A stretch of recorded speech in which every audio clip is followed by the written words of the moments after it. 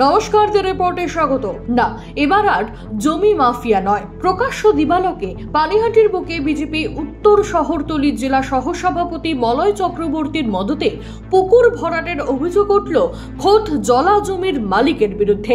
পানিহাটি পৌরসভার 19 নম্বর ওয়ার্ড নাটাগড় কালীতলা এলাকায় অবৈধভাবে পুকুর ভরাটের খবর পেয়ে সকালবেলা ঘটনাস্থলে যান ওই ওয়ার্ডের কাউন্সিলর সুভাষ চক্রবর্তী। সকলের উপস্থিতিতে জমির মালিককে কার্যত ধমক দিতে দেখা গেল সুভাষ চক্রবর্তীকে। দেখে নেব সেই ছবি।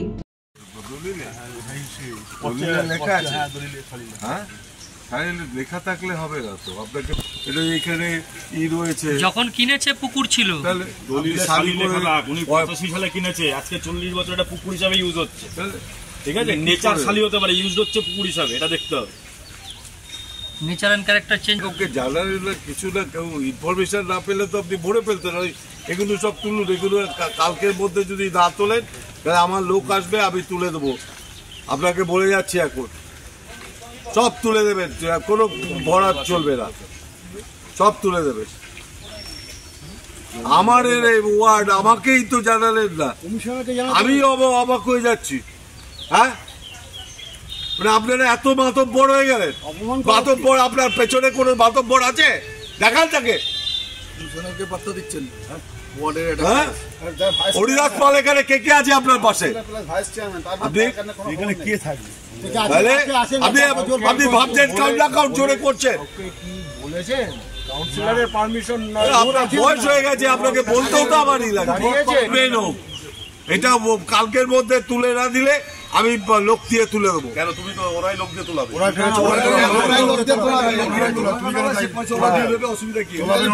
আমি বলে যাচ্ছি, কালকের মধ্যে তুলে দেবে, বাস তুলে দেবে, এগুলো আস্তে আস্তে সরিয়ে দেবে।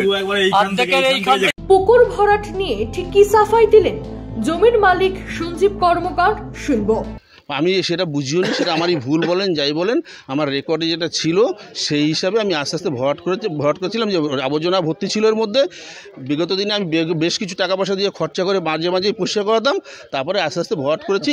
আইনে তো আছে যে জলাশয় জায়গা কোনোভাবে ভরাট করা যায়। এবার ওইটা যে জলাশয় রেকর্ডে ছিল না, এটাই আমার ভুল। আমার রেকর্ডে ছিল শালি, সেই হিসাবে আমি করেছি। রেকর্ডে জলাশয় ছিল না, এবং যখন আগের কাগজপত্র যেগুলো আছে সেগুলো আছে, রেকর্ডের কোনো সময় জলাশয় ছিল না, ওটা রেকর্ডে ছিল শালি।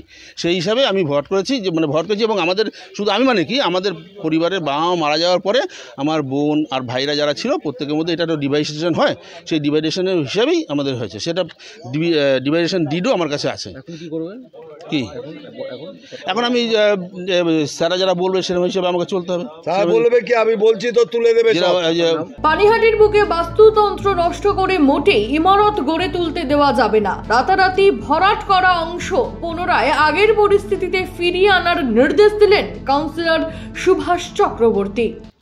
যদি না হয় থাকে তাহলে আমি এই কথাগুলো বলবো কেন? আচ্ছা, কি খবর? আর অনুমতি দেওয়ার কি, এখানে কিছু মাতব্বর আছে, তারা হয়তো বলেছে করো, দেখে নেবো।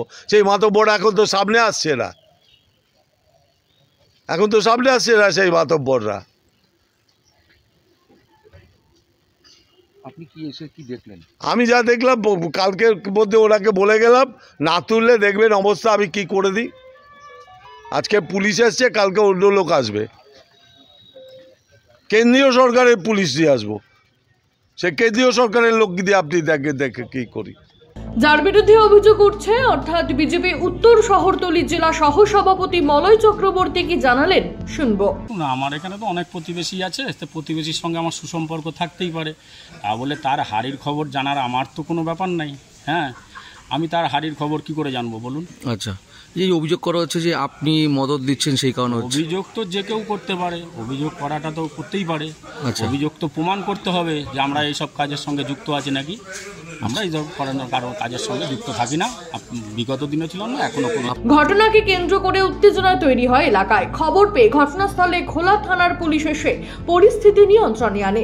তবেই প্রথম নয়, এর আগেও পানিহাটির বুকে বিভিন্ন জায়গায় অবৈধভাবে পুকুর চুরির খবর আমরা তুলে ধরেছি। এই জমি মাফিয়াদের হাত থেকে কতদিন বাস্তুতন্ত্র রক্ষা করা যায় সেটাই এখন দেখার। রাজা দে, দ্য রিপোর্ট, পানিহাটি। সমস্ত খবরের আপডেট জানতে লাইক করে সাবস্ক্রাইব করুন দ্য রিপোর্ট চ্যানেলটি। সেই সঙ্গে বেল বাটন প্রেস করতে ভুলবেন না।